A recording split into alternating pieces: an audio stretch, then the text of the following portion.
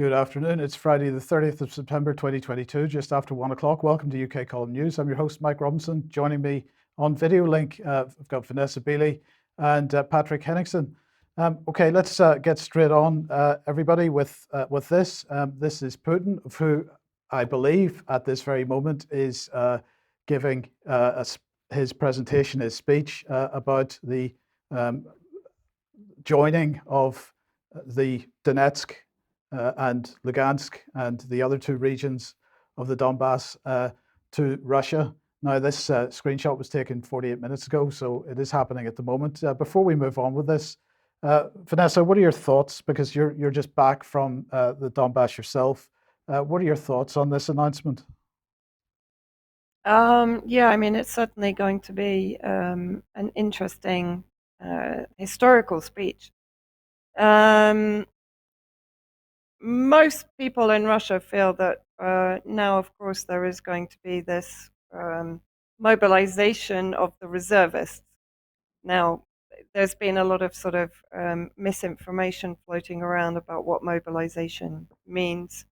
But I think what you're going to hear from Putin is confirmation that attacks from the Ukrainian ultra-nationalist forces and armed forces, of course NATO proxies, are now against Russian territory. And so now the military escalation will start. Yes, indeed. We'll get some thoughts from Patrick in a second, but let's just have a look and see what the British government response to all this has been over the last day or so. So here's Liz Truss from a couple of days ago. I spoke to President Zelensky earlier to underline steadfast support in light of Russia's sham referendums, which we will never recognize. I thanked him for helping secure the release of 5 British nationals and discussed ways to protect Ukrainian gas supplies. Putin must fail. And at the OSCE, Leo Doherty, who is the Minister of State for Europe, said, continuing the same themes yesterday, Vladimir Putin's sham referendum must be seen for what they are, a brazen and desperate attempt to justify an unprovoked and illegal land grab of sovereign Ukrainian territory. But no amount of Russian lies can hide what we all see plainly, a sham, propaganda exercise without a shred of legitimacy, conducted down the barrel of a gun by soldiers accompanying ballots door to door, forcing Ukrainians to vote. So the spin, the narrative from the British government is that the Ukrainian or the soldiers accompanying the ballot boxes were there to force people to vote, not there to protect the people that were actually distributing the ballots and so on. So Patrick, welcome to the program. What are your thoughts on that and on Putin's announcement? I'm not surprised, of course, by any of the comments. The West Party line's going to be categorical. If you look at Crimea, what are we now? 9 years in, almost 9 years in, to the independence and reunification of Crimea with Russia. Almost 9 years in, and there's no recognition. Look at Turkish Cyprus. That sort of situation. Look at Kosovo and both of those types of situations. Here we are so many years later, and the neighboring states do not recognize the new state. So that's something just to be expected.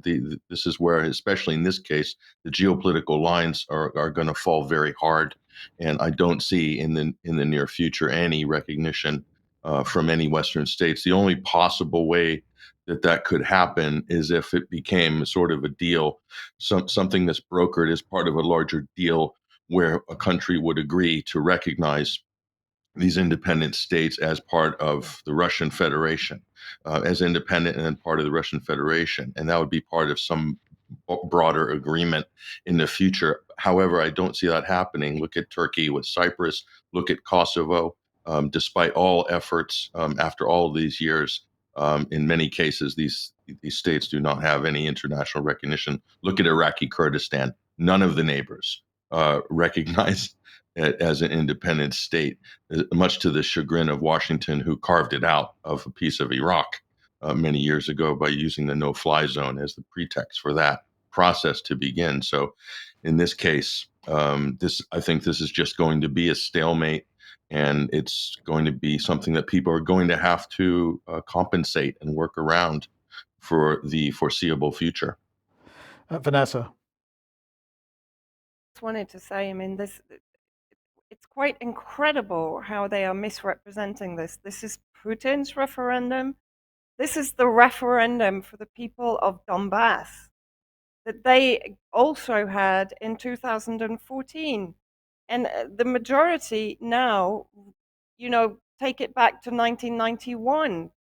So this is not Russia's referendum.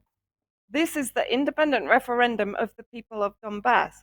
And this ridiculous idea that they're being sort of forced at gunpoint to vote. I was in Donetsk.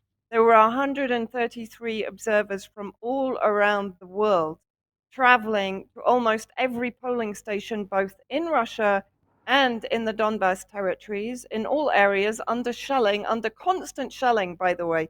In Donetsk, it was quite incredible. All you could hear was air defense and the explosion of missiles overhead for 24 hours of the voting. And at night, when the air defense sort of backed off a little bit, the actual ballot counting station where we were, that you showed on Wednesday, was targeted by those missiles, and they hit the ground.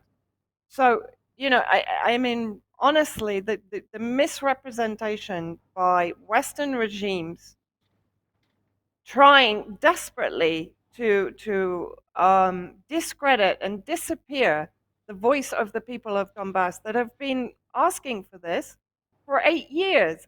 And what has been the response by Ukraine to ethnically cleanse them? This referendum is their way out of persecution and genocide. And anyone who's misrepresenting it to the point that these politicians and MEPs are effectively enabling war crimes against the people of Donbass. Okay, thank you for that. Now let's look at the latest British response, more sanctions. So Russian installed officials behind sham referendums in Donetsk, Luhansk, Kherson and Zaporizhia sanctioned. So 33 people and entities is what the British government is saying.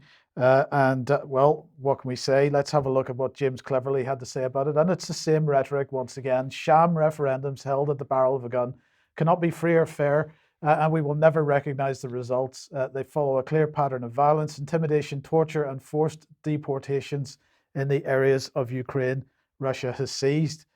Today's sanctions will target those behind those sham votes, as well as the individuals that continue to prop up the Russian regime's war of aggression. We stand with the Ukrainian people, and our support will continue as long as it takes to restore their sovereignty.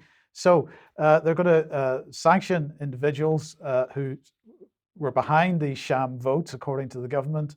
But we also have sanctioning potentially taking place of people that were there as independent observers. And this began yesterday with this website.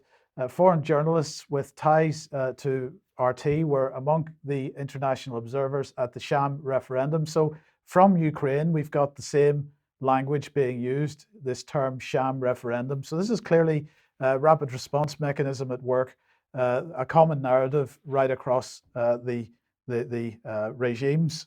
Now let's put that back on screen for a second and have a look at who's on this list. So we can see that there are people represented from Belarus, Bosnia and Herzegovina, Brazil, Venezuela on the first page, but also the United Kingdom is on the first section of this list. And well, only one name on that, and that is Vanessa Beeley. And although the bio isn't quite correct, nonetheless, you're on that list. We'll come on to get some comment from you in a second on this. But as we move on down through the list, we've got more names from Egypt, from Zimbabwe, Italy, Cameroon, Latvia, Mozambique, the Netherlands, Germany, South Africa, Slovakia, USA, Togo, Uruguay, France, Czech Republic. So a wide range of countries, Vanessa, but you clearly are on that list. Nobody else from the UK. Yeah, I guess I stand out like a sore thumb on that. Just quickly again, also, another point that's being made by these Western regimes is that it's Russian occupied territory. I didn't actually, the only Russian soldiers I saw were at the border. The rest of the soldiers that you're being shown are, of course, the LPR and the DPR defense forces. I mean, everyone I asked, are you being forced to vote? They just laughed. They said, they're our families, they're our defense forces.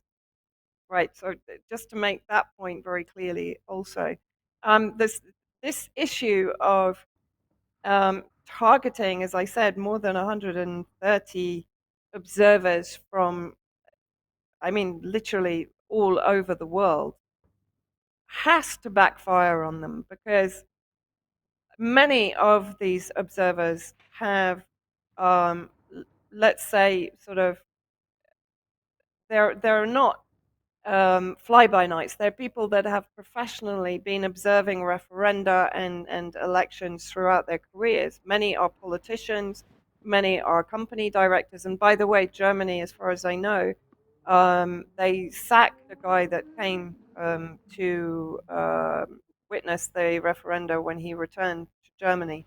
So the repercussions for these people is already starting. There was one lady from India. The Hindu Times yesterday sort of published a smear piece on her.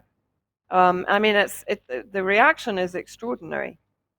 Yes. Okay. Well, let's bring this on screen then, because also from Wednesday then, but it came to light yesterday morning, a letter from Natalie Loiseau, Loiseau. yes, who is an MEP, but also, well, we'll come on to what she is in a second. But this is a letter personally to the High Representative for the European Union for Foreign Affairs, Mr. Borrell. While Vladimir Putin has organized sham referendums, again, the same language, clearly rapid response mechanism, common narrative here, in the occupied and war-torn regions of Ukraine under impossible circumstances, some international citizens have volunteered to observe these referendums and act as guarantors for the Russian regime.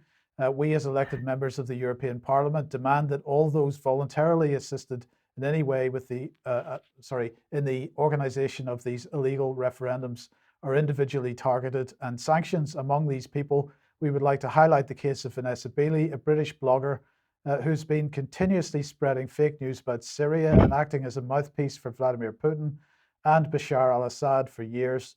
We call for her to be included in the list of those sanctioned for her participation as an international observer in these illegal referendums. We believe it is time that Vladimir Putin's supporters were held accountable for their actions. So that was what she wrote. Let's just have a look and see who she is. Very briefly, she is a French politician, diplomat, academic administrator who has served as a member of the European Parliament since 2019. Previously, she was director of the École Nationale d'Administration, and from 2012 to 2017 as the French Minister for European Affairs. That was from 2017 to 2019.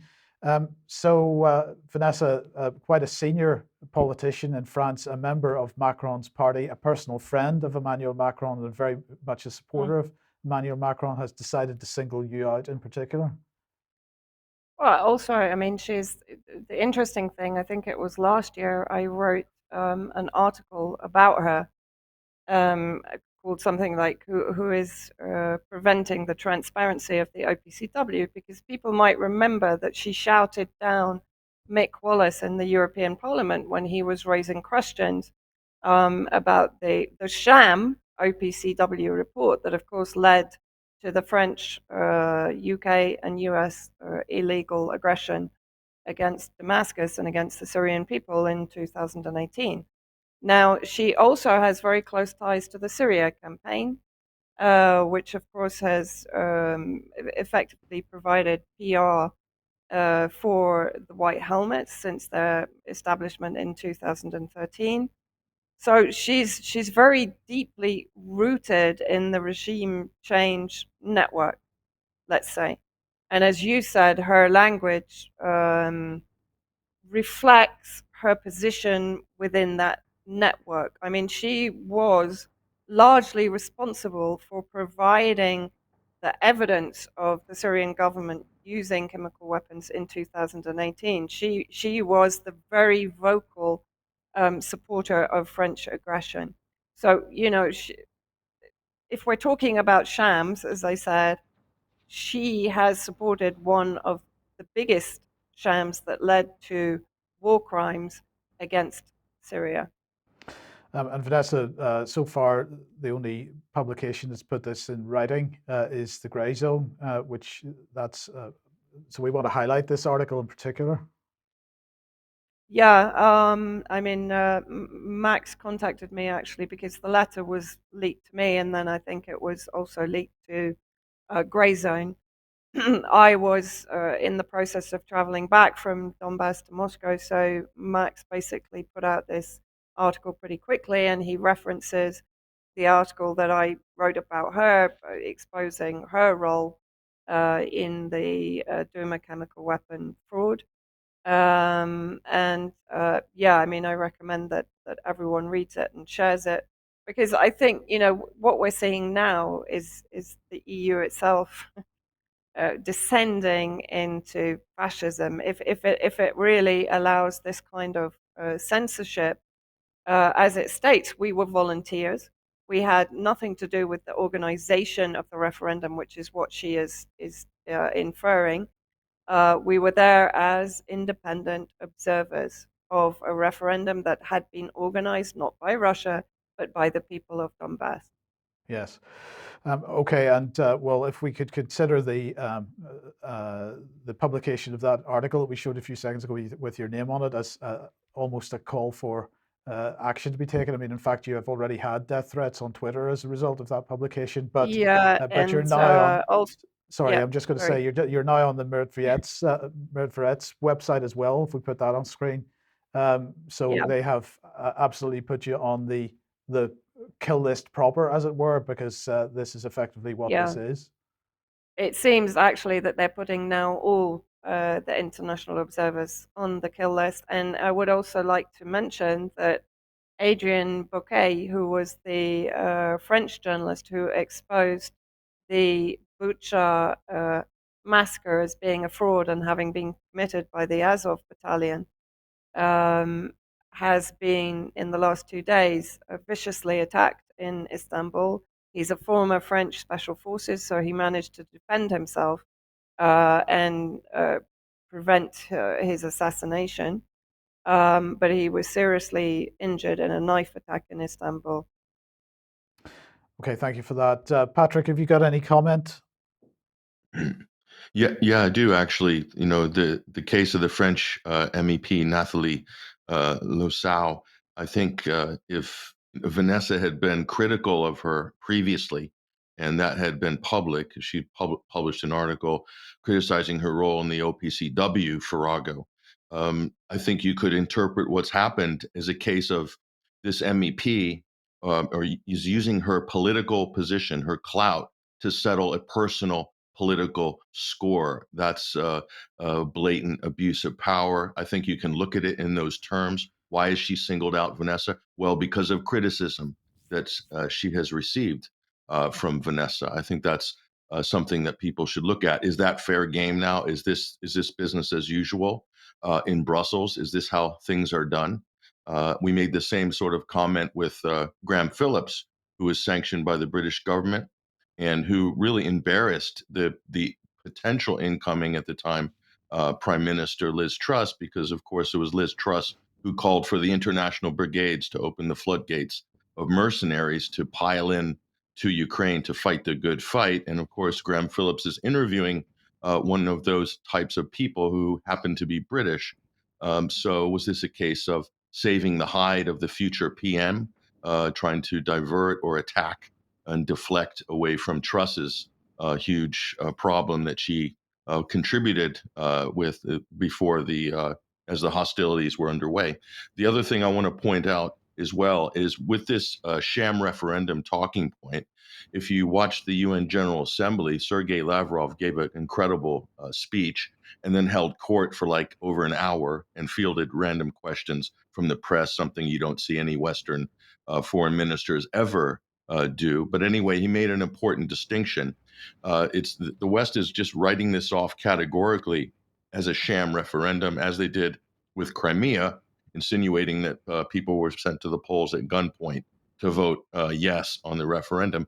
There's 2 points with sovereign territory. One is the concept of sovereignty and sovereign territory. The other, in the UN Charter, is the concept of self-determination. You cannot talk about one and not the other, especially in the case of Donbass, as an example. So they've held up for over 8 years against a siege from what effectively was the government in Kiev using the military against their own people in the most violent fashion, then built their own administration, declared autonomy eventually, and now have a referendum to join the Russian Federation. So they've gone through all of the steps according to the UN Charter to achieve statehood or independence. So you cannot have this conversation without addressing both sides of that issue. And this is what Sergei Lavrov did when he delivered pretty much a master class at the UN General Assembly last week.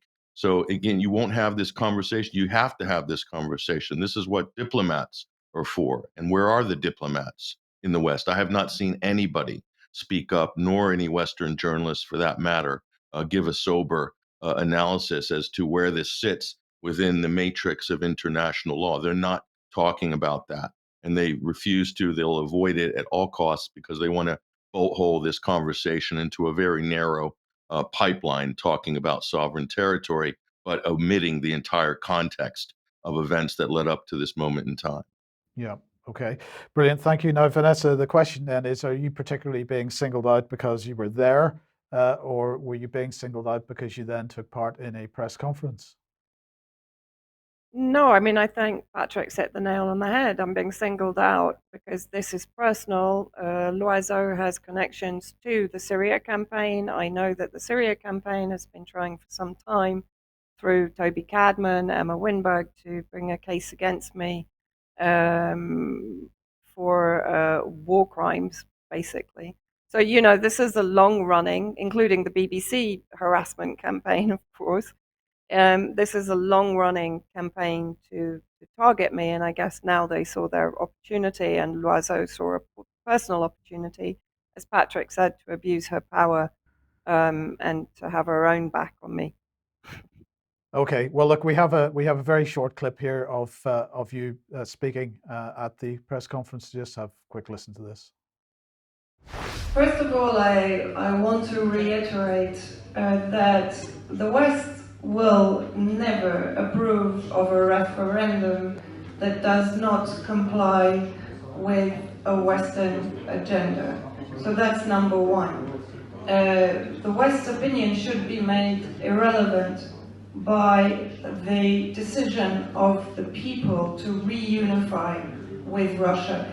And that is the very strong message I received from all of the electoral committees that I spoke to, and the people, particularly the refugees in eastern Russia, in Ufa, that I visited. It's the opinion that they voiced. For them, this is their decision. They have lived under bombs, under some of the most appalling atrocities committed against them for 8 years. It is their decision to liberate themselves from an imposed Nazi regime that was imposed upon them in 2014 and has been committing crimes against them ever since, and is controlled by the West. So the West has no say in this referendum other than to object to it, because finally the people are liberating themselves and rejoining Russia. I have seen absolutely no violations. I have seen complete professionalism among the electoral committees. I've seen a high level of security, a huge amount of solidarity, compassion for people who are maybe struggling to get to the polling stations. And for me, what is very important, there has been complete respect for people's privacy. And we should just mention, Vanessa, the reason you were speaking quite slowly there is because for the benefit of the interpreters. Yeah, I mean, there are people that don't realize when someone is interpreting, it is considerate to speak more slowly than normal so that they can either write what you're saying or translate simultaneously. Yes. Okay, thanks. Now, Patrick, let's come back to the issue of bombing of pipelines and so on. We showed on Wednesday the clip of Joe Biden talking about taking out the Nord Stream pipelines from, I think that was February or so. But things have moved on a little bit in the last couple of days. They have. I just wanted to update that situation, and there are some clues as to kind of reiterate where our suspicions are on this. Again, nobody's taking credit for it. So if this was a terrorist attack of high value, certainly that any self-respecting terrorist group would want to leap forward and take credit for this one, an absolutely historic attack. But yet nobody has come forward as of yet. So Joseph Borrell saying this is a deliberate disruption of the EU energy infrastructure, and they will move with the harshest terms against whoever is responsible. So those are strong words from Brussels. If it's ever proven that maybe the U.S. or one of their NATO allies or a combination thereof are responsible, will they act against them in the harshest terms? I somehow doubt it. But so the reactions from the United States here, Donald Trump on Truth Social sort of made waves a little bit anyway. There's not much coverage of this in the U.S. media, but wow, what a statement! World War III. Anybody? He's making he's alluding to all the various admissions or tacit admissions by people like Sikorsky, Joe Biden, Victoria Nuland, etc. So Donald Trump said this could lead to World War III. So Trump's coming out alluding to the fact the U.S. might be responsible. He's sort of taking the Tucker Carlson line on this. There's a few others that are taking this position as well. So Donald Trump's right out in front of this, kind of pointing the finger of suspicion, really, at the Biden administration. You could call this electioneering, call it what you like. So the question is, where's Joe Biden? You'd think the president would have come out and sort of either condemned this attack or congratulated whoever did it. Obviously not. But Biden was asked this point blank, or he was challenged at the press conference in the Pacific Island, Hawaii press conference event. And he basically ducked the question, totally avoided it. So again, he opted instead to talk about the sham referendum and so forth.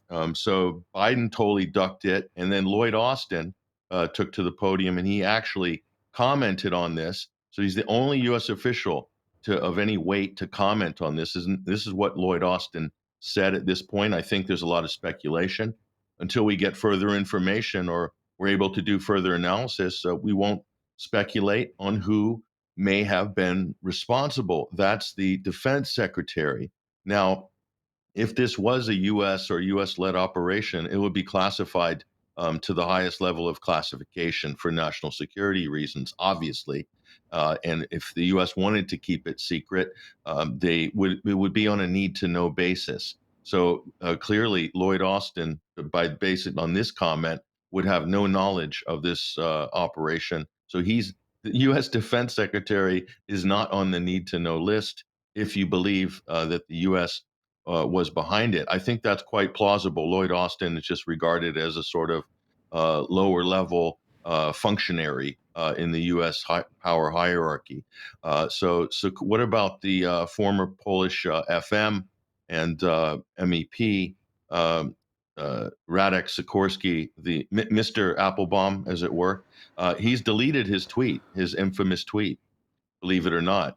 So isn't that interesting? This was up for about 48 hours, and maybe under pressure from the Biden administration or just the kind of embarrassment of it, or he was getting too much heat. He's basically deleted this tweet. So that's quite amazing from this Polish dignitary who's a fervent anti-Russian hawk, along with his wife. Of course, she's infamous in that regard. Back, the Washington Post came out immediately and attacked in hours of his. Notice the image they use. It has him palling around with Donald Trump. The U.S. has tried to name this as a Trump talking point, that the U.S. or somebody other than Russia might be responsible for it. It's literally, this issue is cut right down partisan lines, if you can believe that. Nobody's interested in the nuance of it, in the facts. No one really wants to know anymore. It seems like this has just become a partisan thing. Here's what they're saying. This is the argument made by the Washington Post. There are many reasons to be skeptical of the notion of the United States conducting sabotage. High on that list is such an action would strain relations with European allies who would like to have access to that pipeline at some future date. Like that would stop the United States or anybody from engaging in a dastardly act such as this. Nonetheless, even currently foregoing Russian energy in solidarity with Ukraine. So that is kind of a not very plausible, disingenuous analysis here by the Washington Post. And I might add that there's absolutely pretty much zero coverage, and I'll tell you why shortly, why this has been buried in the United States at this particular time. But let's go back and look at the clues. Before this happened, there was a talking point with, you probably are aware of the Der Spiegel admission that the CIA had warned weeks previously, or back in August, in fact, that the Nord Stream pipelines could be targeted. So in the German press, here is Tagesspiegel, and they're saying that this is translating, by the way. Berlin is considering the possibility Ukraine or Ukrainian affiliated forces being behind the attack, but also floating the idea of a false flag by Russia to supposedly make Ukraine look bad, drive energy prices higher, and so forth. Not very credible, not very plausible. Nonetheless, let's write this off as propaganda, but let's revisit the Der Spiegel admission as well. So this is, again, German press, very close to the source of this incident. CIA warned German government against attack on Baltic pipelines. So people would look at this and think, well, that's interesting that the CIA had prior knowledge. More likely, this is CIA misdirection planted in what many would regard as one of the sort of vehicles of U.S. intelligence propaganda, which is Der Spiegel itself, but pretty much every other mainstream German media outlet pretty much works on that basis. So this is, I think, CIA misdirection. Was put out to create confusion, because in the immediate aftermath of this incident, they're saying, well, it could be a Ukrainian special ops team or Ukrainian affiliated group, like whatever that means. I have no idea. But they said they could have done the deed underwater. So kind of everyone agrees this had to have been a state actor in terms of what the resources you need to conduct this type of operation. So this is all very well organized and planted misdirection and propaganda in the European press. So that does lead us to Maria Zakharova. She's basically called out what you talked about on Wednesday's program as well, that NATO was conducting exercises using deep sea equipment in the area of Nord Stream 1 and 2. And so she basically pointed this out. RT has got this on their website, of course. This will be written off as Russian disinformation just because it appears on RT. I thought I'd just throw that caveat in anyway, because it's obligatory caveat as well. But yeah, so she's talking about the Baltops drill that you guys covered on Wednesday, and that seems like a very likely and plausible scenario here. But let's just turn the clock back just slightly, and a lot of people may or may not have noticed that September 22nd, around that time, Germany moved to nationalize the Russian Gazprom subsidiary in Germany. So Gazprom Deutschland, their operation, they took it over, and so basically they said that they're secretly creating a holding to nationalize the Gazprom's Berlin-based unit. And the takeover is deemed by Berlin as a means to secure national gas supplies. That does not imply any compensation payments from the federal government for its Russian owners. That's a forced takeover of the Russian Gazprom infrastructure and operations in Germany. That went quietly under the radar back in September 22nd. And a lot of people didn't pick up on that. So we're just pointing to that because there were some interesting moves before this incident has happened. And again, around the same time, around September 24th, the head of Saxony, Michael Kretschmer, he said, "We are already witnessing that we can't do without Russian gas." He added that the sanctions imposed by Berlin over Russia's offensive against Ukraine have contributed to the shortage and situation. So, not a lightweight political figure within Germany, however, seems to be at this moment a voice in the wilderness, buried under the whole Nord Stream story. So, whether these things are going to be looked at or considered in the wider analysis, I probably doubt it at this point, but I think it's worth pointing out that coming into the winter, there was definitely pressure put on different parts of the German establishment to ease sanctions and to get Nord Stream restarted. Nord Stream 2, in fact, restarted as well, albeit on a limited basis in terms of the percentage of Russian gas that they would take from that pipeline. But that's basically what was going on in the run up to this. Now, I want to point out this isn't the only pipeline now that's in jeopardy. The South Stream pipeline, or Turk Stream pipeline, which Russia has running under the Black Sea via Turkey into Bulgaria and Eastern Europe. This has been suspended right now. And this is according to Radio Free Europe. So the claim is that the Netherlands have revoked the license of the Turkstream operator. This is a Dutch based or listed company. So this is international concern, obviously, with maritime rules and things like that. A lot of international agreements have gone into laying down this pipeline system, the Turk Stream and South Stream systems that go into Europe. So, and again, the suspension of all contracts related to technical support of the gas pipeline, including design, manufacture, assembly, testing, repair, maintenance, and training, are all canceled as of yesterday.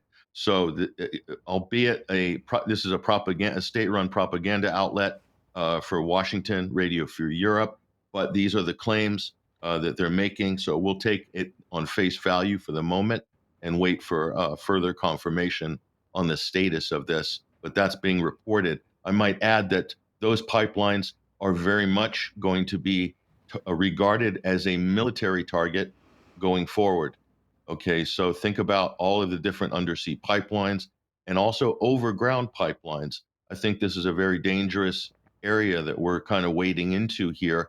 If everyone's going to turn a blind eye to what happened with the Nord Stream 1 and 2 pipeline, certainly the President of the United States, the British leadership, NATO leaders are pretty much turning a blind eye to what happened. Is that a tacit admission of guilt or indifference? But if it's indifference, you're basically opening the door for more of these same type of incidents, attacks in other pipelines, especially ones relating or coming from Russia.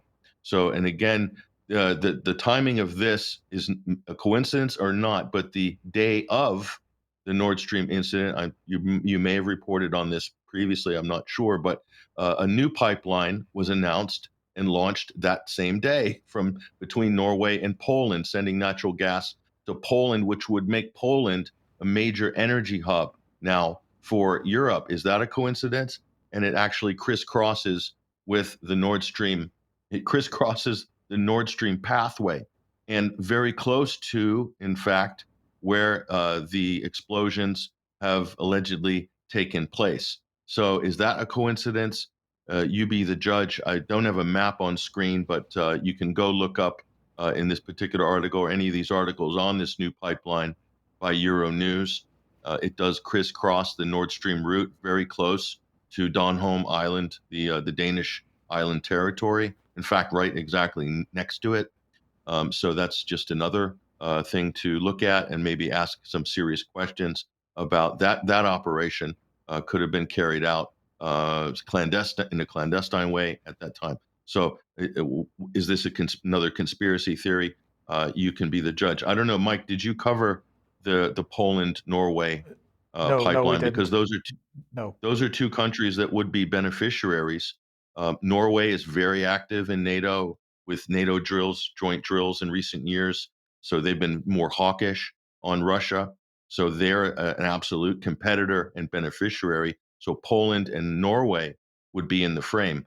I don't know, Mike, what your opinion is, but I think if the U.S. would avoid doing it directly, so that in the future, if it ever did come out, they would have some level of deniability, but they would provide support for such an operation, logistical support, cover, and so forth. But it would also be in the U.S. interest not to actually do the sabotage directly, in order to keep their hands clean, so to speak. But I don't know what your opinion on this is.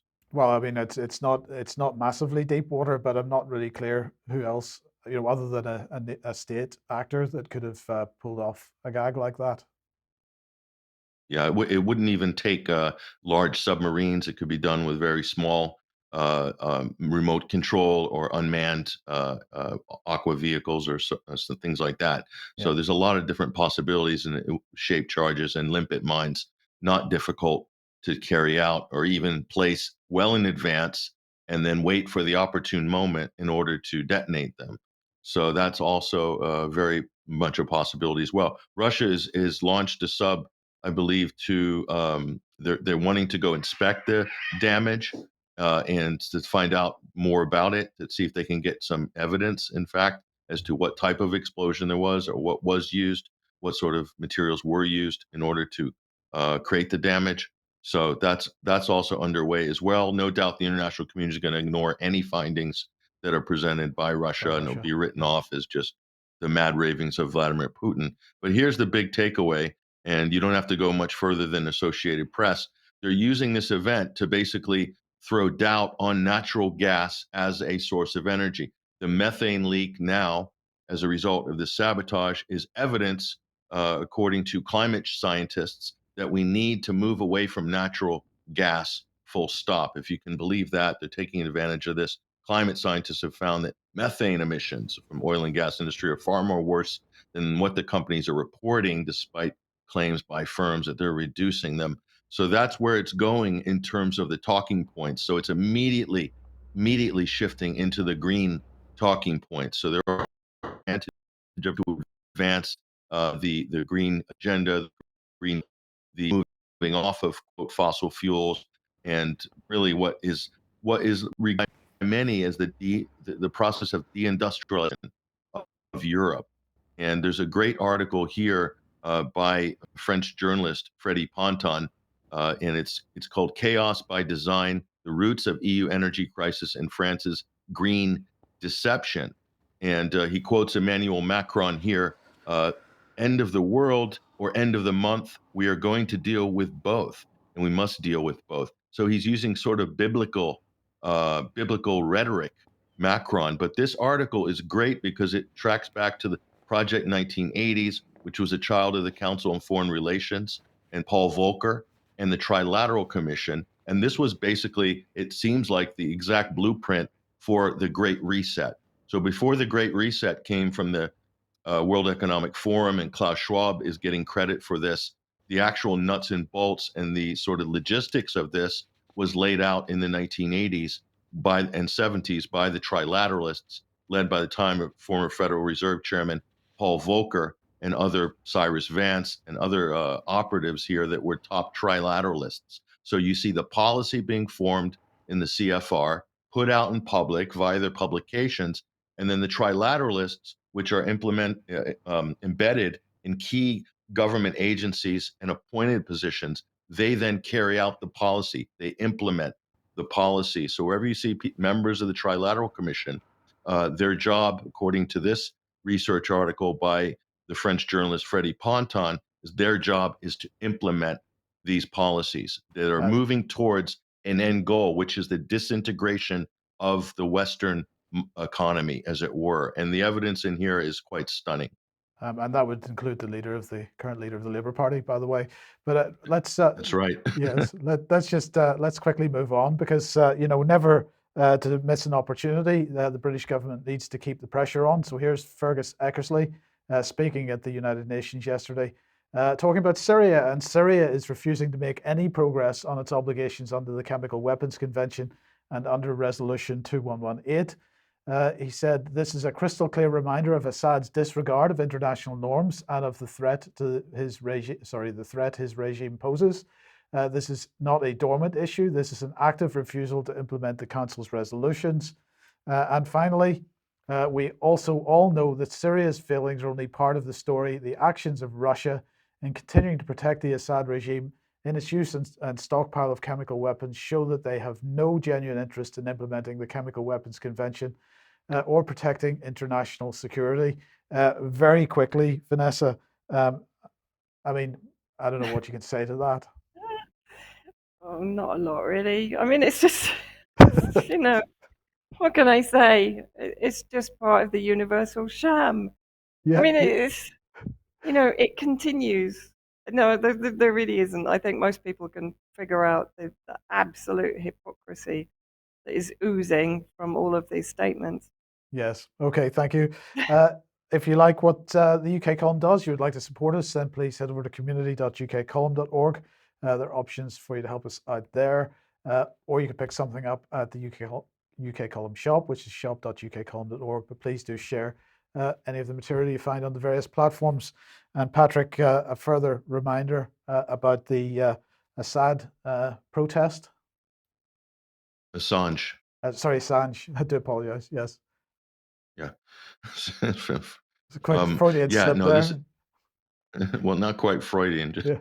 but October 8th, they're attempting to do something hugely ambitious, which was to create a human chain around Parliament, including going across the Thames and across the Lambeth South Bank. And it's going to require just over 5,000 people. There's a lot of coordinating and organizing that goes into putting this together, as you can imagine. And they're calling on people. This is Stella Assange, his wife, and also the Don't Extradite Assange campaign and their WikiLeaks team. They're calling for people to come out, show their support. This has never been done before, this type of human chain. And I'm going to add that right now, the sort of physical condition of Julian Assange in Belmarsh prison is very dire. He's suffering badly on many different levels. So, we're at a really dangerous situation here going forward. His health is not in the best, and mental health as well. He's basically being held in arbitrary detention now for pretty much in the Ecuadorian embassy or under house arrest, and then in the Ecuadorian embassy, and then now in a maximum security prison. So someone's life is definitely on the line here. Not only Julian Assange is on the line, but the free press, the future of the free press, is also in jeopardy as well. So by coming out and supporting, if people are watching the UK Column and they believe in free speech, free press, and they want to see Julian Assange reunited with his family and end this political persecution. It's a completely political persecution and prosecution and collusion between Britain and the United States, whereby Britain isn't even recognizing its own extradition treaty, which bars extraditing political prisoners. This is 100% a political case. If you believe this is an important case for the future, then we encourage you to get involved and to go out and show your support on October 8th. There's information here. You just go to the URL, which we put on screen. You can screenshot that. But it's there's many causes worth getting behind, and I think this is one of them. And I hope other people agree. Yeah, I absolutely agree with that. Okay, now yesterday then in the European Parliament, this event was held. Russian disinformation and propaganda regarding Ukraine in the light of its war of aggression and its impact on democratic processes in the European Union. This was a public hearing, and well, I wonder who was involved in it. Well, here's opening remarks, and well, Nathalie Loiseau was speaking. Also, by the way, we'll just mention in passing, but we're going to focus on Nathalie's comments in a second, but Michael Sheldon from Bellingcat, perhaps unsurprisingly, involved in that as well. So anyway, we've got a couple of little clips from this. Let's listen to the first one. Yeah, let's just listen to this and then we can comment on it afterwards.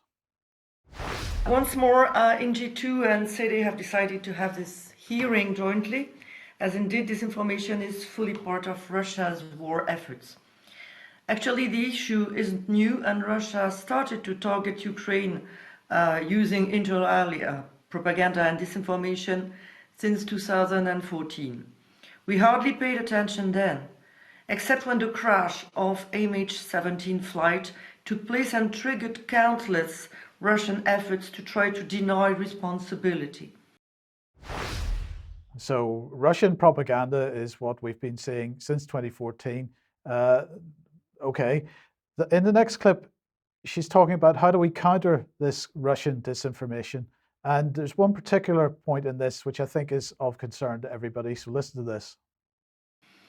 Malicious misinformation campaigns originating from Russia towards Ukraine are not a new topic either, as they have been continuously going on for years. What is unprecedented, though, is the breadth and depth of covert propaganda campaigns designed at deterring European public opinions to support Ukraine and to accept the increase in sanctions towards Russia. We just learned about the doppelganger influence operation, which was debunked both by EU Disinfo Lab and by Meta.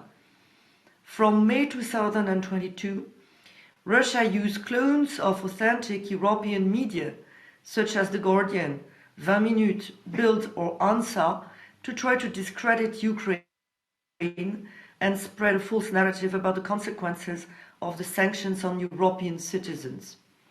Good news is that it was debunked. Bad news is that it was possible and that the culprits were not clearly identified. We probably have to better regulate the domain name industry and foster cooperation between state institutions, platforms, researchers and NGOs so that they can really join forces, prevent, expose and counter such operations. So her claim there is that some people set up clone websites which look like The Guardian and other media outlets and use that to push out disinformation. And therefore, what they've got to do is to set up tighter partnerships with tech companies and others.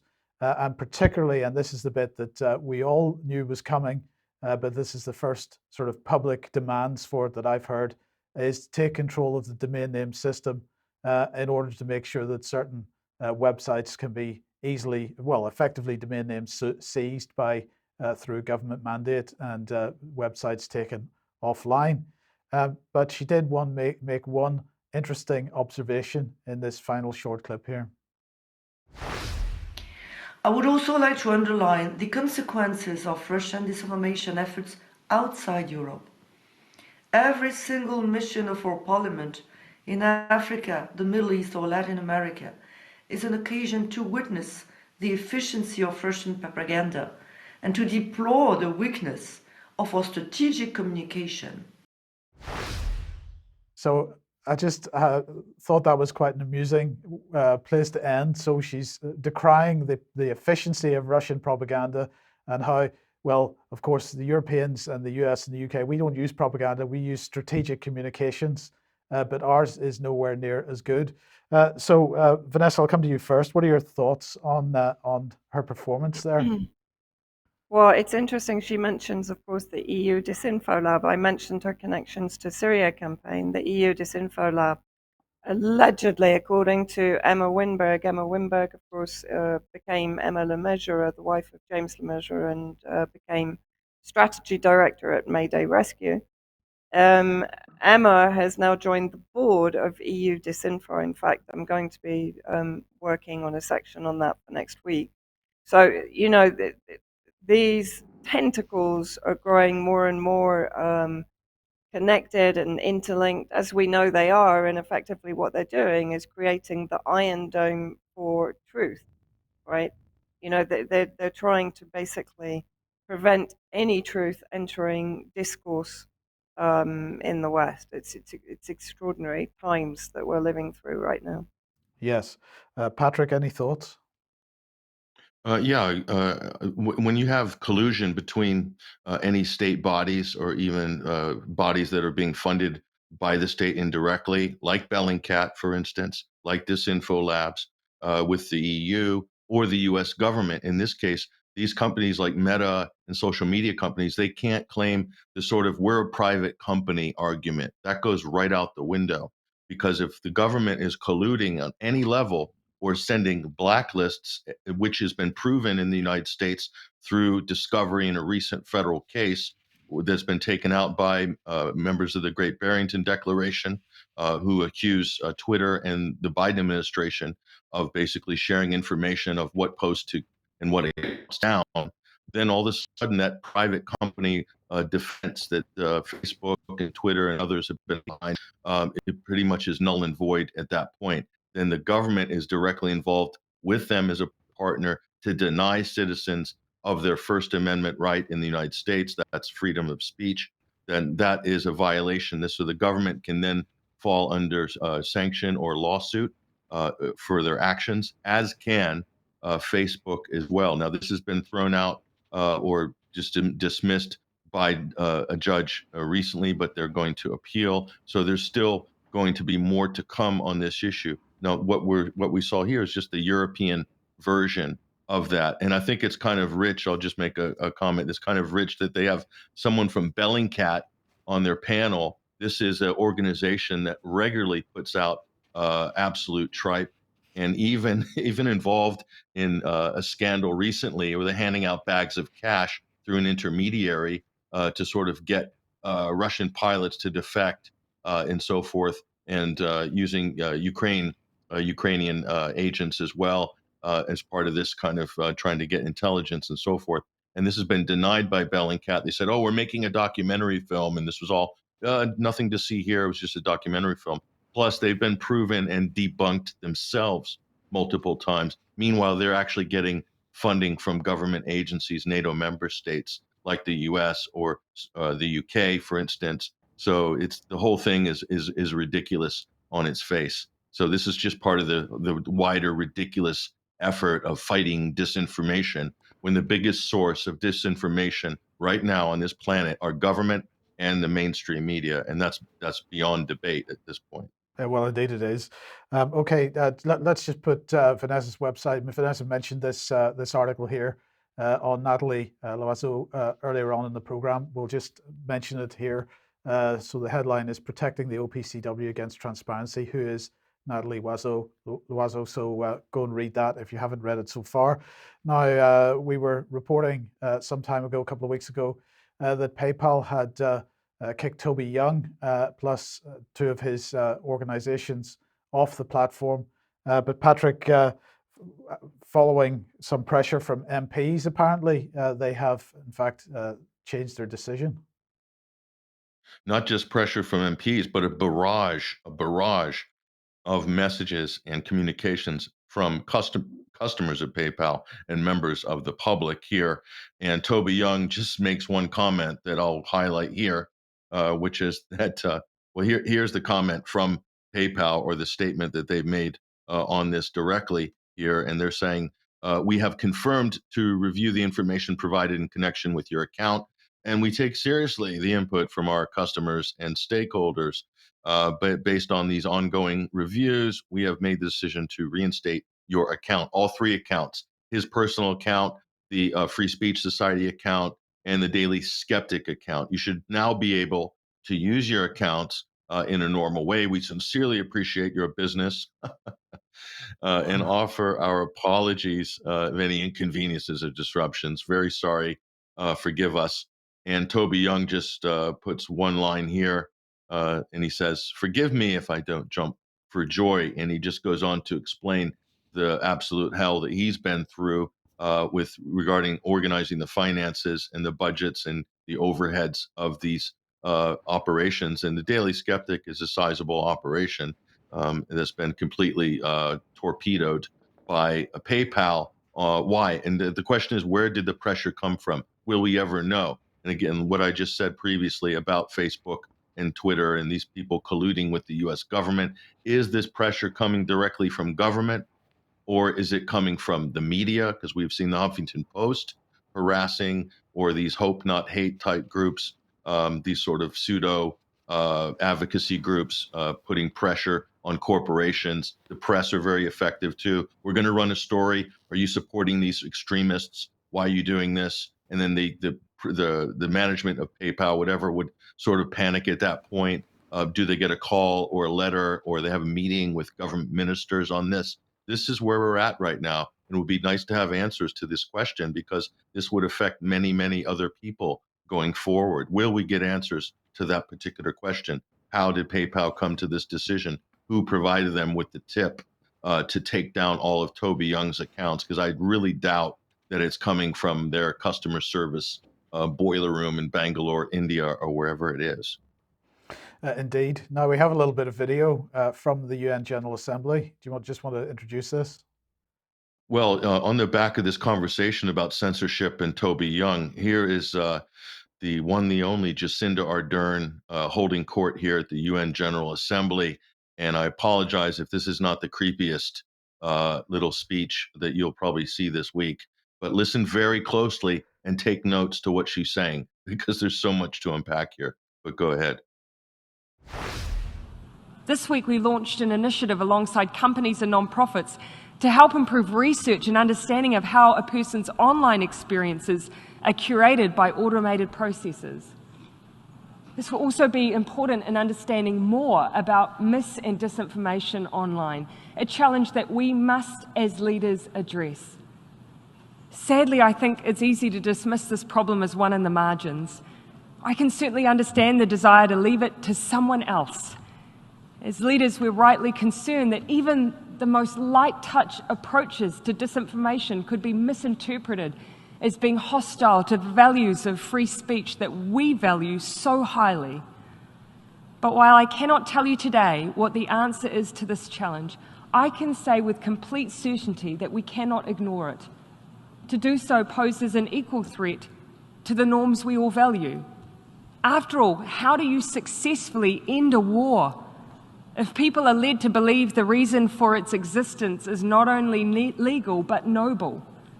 How do you tackle climate change if people do not believe it exists? How do you ensure the human rights of others are upheld when they are subjected to hateful and dangerous rhetoric and ideology? The weapons may be different, but the goals of those who perpetuate them is often the same: to cause chaos and reduce the ability of others to defend themselves, to disband communities, to collapse the collective strength of countries who work together. But we have an opportunity here to ensure that these particular weapons of war do not become an established part of warfare. In these times, I'm acutely aware of how easy it is to feel disheartened. We are facing many battles on many fronts, but there is cause for optimism, because for every new weapon we face, there is a new tool to overcome it. For every attempt to push the world into chaos is a collective conviction to bring us back to order. We have the means. We just need the collective will. Oh, God. Yeah, did she go to the same school as Liz Truss, Patrick? Wow. Yeah, well, she's an understudy of Tony Blair. Let's just point that out. She worked with Tony Blair during his rise to power. Do you notice the Indian delegation during that was just staring at her with a blank stare, like, what is she on about? New Zealand's what, 3 million people? And so she's trying to dictate global policy on censorship from the UN pulpit and using the injured voice. You notice how she employs sort of Obama-style gushing dramatics with the injured voice, but she's calling information a weapon of war. So basically, bracketing analysis and opinion that goes against the official narrative. She alluded to the Ukrainian situation, that we can't end this horrible war if all this disinformation is circulating. And climate change, she threw that in there, and so forth. The weapons of war: information, opinion, news, analysis. It's not coming from the source that she or her globalist cadre approve of, then that's a weapon of war, says Jacinda Ardern. So, I mean, where can you start? I don't know, Mike, did you pick up anything in there that was particularly offensive? Well, yeah. Well, she's very much on the narrative for sure with respect to disinformation and misinformation. But look, Patrick, I just wanted to put this on screen because you're about to talk about Hurricane Ian in a second.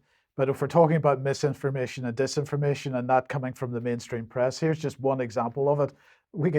This is just from today. So this is a Mail today. Tale of Hurricane Ian to lash Britain. Nation braces for a battering when tempest that wreaked havoc in US brings 94-mile-per-hour gales and 2-day deluge from today. So the Mail is claiming that Hurricane Ian, which is currently sitting off the east coast of or the southeast coast of South Carolina, is going to somehow in the next 5 minutes whip across the Atlantic Ocean and attack the west coast of Scotland and Northern Ireland today. And this is the standard of journalism that we have at the moment, Patrick, where they just simply publish lies. And it's just incredible that the comments on the Mail article were taking them to task for this because everybody was understanding the reality of the situation. But the fact that there is no editorial control, no real standard of editorial control these days, and when people believe that a hurricane is going to fly across the Atlantic and attack us in 5 minutes, then they're equally likely to believe the kind of narratives that they're getting out of the governments of the world on Ukraine and other issues. I'm disappointed, Mike, that the Mail forgot to mention the fact that when it does jump from Georgia up to Cornwall, it's going to be carrying a cloud of Omicron by doing that as well. The aerosol, the droplets in the hurricane, and it drops a whole new COVID variant deluge onto Devon and Cornwall. So the fact that the Daily Mail omitted that, I'm hugely disappointed with their editorial team on that. Yes. Okay. Let's come on to onto this then. The perfect media storm. Here's the image that we all should be focusing on here. This is the methane bubbling up in the Baltic Sea in the United States. That would be the big story. It should be anyway. But this was the perfect media storm because guess what has paved over this potential World War III pretext event is Hurricane Ian. So this is just wall-to-wall coverage. The Nord Stream story is a non-event in the United States. A few mentions at the beginning of that very dangerous and crucial and consequential event in the Baltic Sea. You'll never hear it spoken of. It's just going to get washed under the wake of Hurricane Ian. And that's not to diminish the suffering and the damage going on. It's unbelievable. There's billions and billions of dollars of damage. This would be the equivalent of a major war zone. Whole towns are wiped out.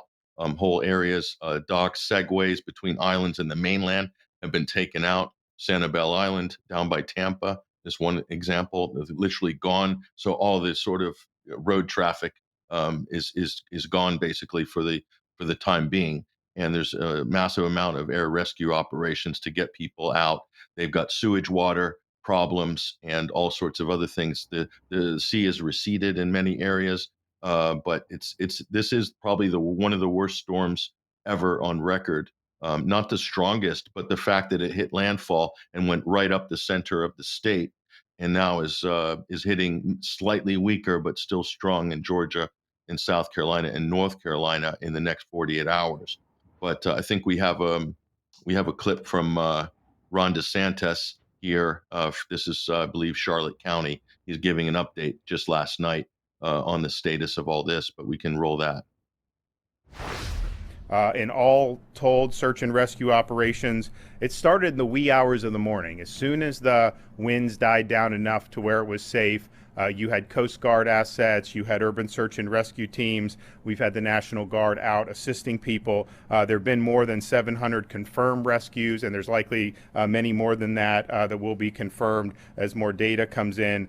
People have been rescued from places like Fort Myers Beach, Sanibel, Marco Island, as well as the Barrier Islands in Charlotte County.